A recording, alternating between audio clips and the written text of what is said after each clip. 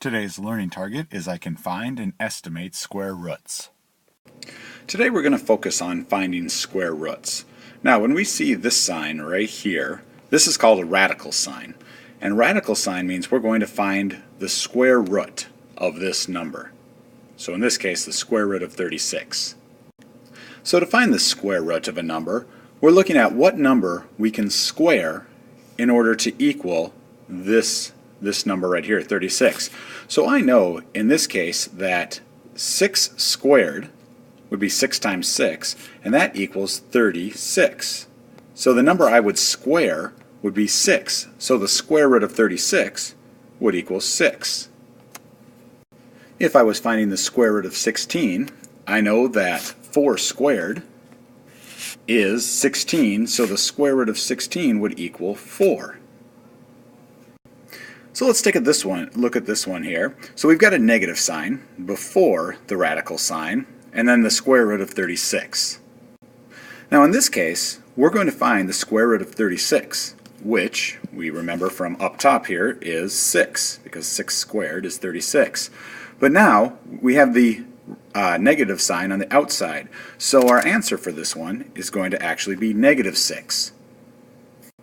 Now you might be asking, well, why don't we just write it like this, the square root of negative 36?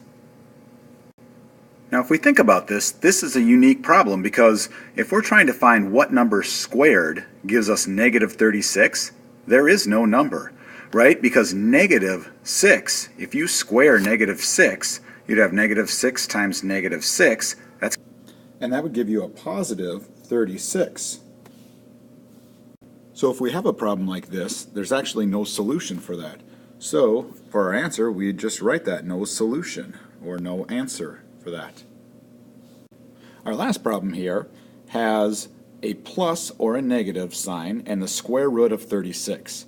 So the first thing I'm going to do is figure out my square root of 36. So I know that 6 times 6 would give me 36.